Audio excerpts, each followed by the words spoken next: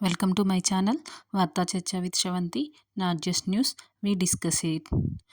Today's headlines: Hyderabad police launch HCSC helpline for non-emergency. IMD heavy rains alert. Division of APTS Bhavan assets New Delhi. Celebrations: Solar Orbiter Mission ESA. June 21 త్వరగా చీకటి కాదు. All India House Price Index. Pakistan nominates Trump for Nobel Prize. Hyderabad police launch HCSC helpline for non emergency. ఇప్పుడు చిన్న చిన్న సమస్యల కోసం police station చుట్టూ తిరిగే రోజులు పోయాయి. హెచ్సిఎస్సి హెల్ప్లైన్ ద్వారా నాన్ ఎమర్జెన్సీ సమస్యలను సులువుగా రిపోర్ట్ చేయొచ్చు. ఇది పోలీస్ వ్యవస్థపై ఒత్తిడిని తగ్గిస్తూ పౌరులకు సౌకర్యాన్ని పెంచుతుంది.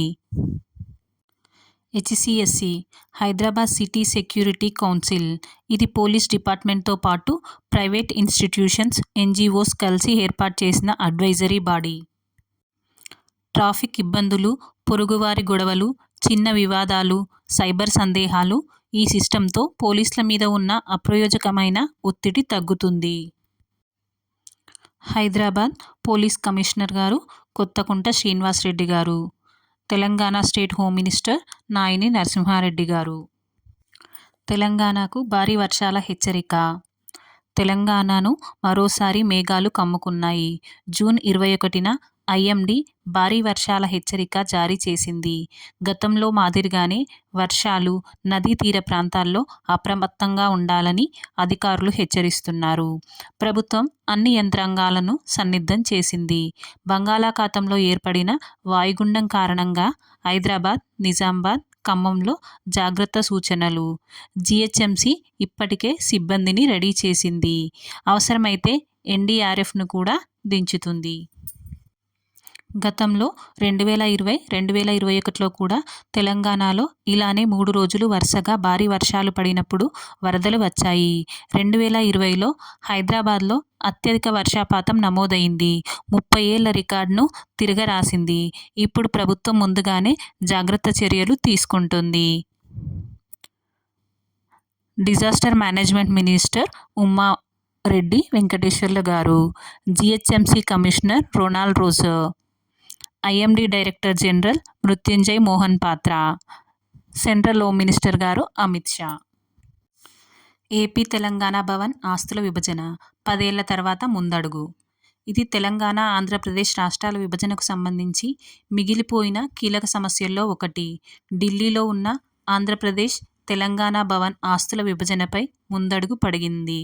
10 ఏళ్ల పాటు లభించని ఈ వివాదం చివరకు కేంద్రం చొరవతో పరిష్కార దిశగా కదిలింది. 2 రాష్ట్రాల ప్రతినిధులు ఒకే వేదికపై కూర్చొని చర్చలు జరిపారు.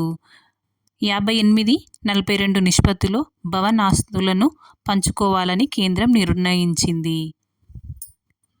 విభజన నిర్ణయం 58% ఆంధ్రప్రదేశ్కు, 42% తెలంగాణకు. ఇది ఏపీ రీఆర్గనైజేషన్ యాక్ట్ 2014లోని ఆస్తుల పంపిణీ నిబంధనల ప్రకారం నిర్ణయమైంది. కేంద్ర హోం మంత్రిత్వ శాఖ మధ్యవర్తిత్వంలో ఇరు రాష్ట్రాల మధ్య చర్చలు జరిగాయి. 2014లో రాష్ట్ర విభజన జరిగింది. 2014 నుంచి 24 వరకు పలుమార్లు చర్చలు జరిగిన భవన్, రాజ్భవన్, టూరిజం ఆస్తులపై క్లారిటీ రాలేదు. 2017-21 మధ్యలో కొన్ని వివాదాలు కోర్టు దాకా వెళ్లాయి. 2025లో కేంద్రం పూర్తిగా ఇరు రాష్ట్రాలను ఒకే టేబుల్పై కూర్చోబెట్టి విభజన పూర్తి చేయించింది. Telangana CM Revanth Reddy garu. AP CM Chandrababu Naidu. Central home minister Amit Shah. Telangana state general administration minister Bolla Bharat garu. AP state revenue minister Botsa Satyanarayana garu దీంట్లో పాల్గొన్నారు. అంతర్జాతీయ యోగా దినోత్సవం 2015 నుంచి ప్రతి సంవత్సరం జూన్ 21న యోగా దినోత్సవం నిర్వహిస్తున్నారు. 2025లో థీమ్ వచ్చేసి yoga for self and society. ప్రధాన కార్యక్రమం చండీగఢ్లో నిర్వహించారు. ప్రధాని నరేంద్ర మోదీ గారు ఇందులో పాల్గొన్నారు. 2014లో భారతదేశ ప్రతిపాదనపై యుఎన్ అధికారికంగా గుర్తించింది. ESA and NASA solar arbiter machine. ESA European space agency, NASA national aeronautics and space administration 2025 జూన్లో సోలార్ ఆర్బిటాన్ మిషన్ ద్వారా ప్రపంచంలోనే ఎన్నడూ చూడని రీతిలో పెద్ద సూర్యమండల దశ ఫోటోలు విడుదల చేశాయి. దీని లక్ష్యం ఏంటంటే సూర్యుడి పైభాగాన్ని దగ్గర నుండి అధ్యయనం చేయడం, సౌర తుఫాన్ల ప్రభావాన్ని ముందే తెలుసుకోవడం, భూమి ఎలక్ట్రానిక్ వ్యవస్థలపై ప్రమాదాలను అంచనా వేయడం. సోలార్ ఆర్బిటార్ లాంచ్ 2020 ఫిబ్రవరి 10న జరిగింది. ఈఎస్ఏ అండ్ నాసా సంయుక్తంగా ప్రారంభించాయి. సోలార్ సైకిల్ 25 2019 నుండి 2030 వరకు. ఇదే సోలార్ మాక్సిమం పీక్స్లో ఒకటి. భారతదేశానికి కూడా రిలవెన్స్లో ఉంది. ఇస్రో, నాసాకి కొన్ని డేటా కలిపే ఒప్పందాలు ఉన్నాయి. Aditya L1 ISRO mission launched 2023. ఇది కూడా సూర్య అధ్యయనం చేస్తుంది. నాసా భారత్తో కూడా ఇస్రో భాగస్వామ్యంలో కలిసి పనిచేస్తుంది. NASA ISRO synthetic aperture radar. ఈ మిషన్ 2024లో ప్రారంభమైంది. జూన్ 21 త్వరగా చీకటి కాదు. జూన్ 21ని సమ్మర్ సోలిస్టిస్ అంటారు. ఇది ఉత్తరార్ధగోళానికి ఏడాది పొడవైన రోజు. 2025లో జూన్ 21న 13 నుండి 14 గంటల వరకు సూర్యకాంతి ఉంటుంది. భూమి ఎటు ఒరిగి సూర్యునికి సమీపంగా ఉత్తరార్ధగోళంలోకి తిప్పబడుతుంది.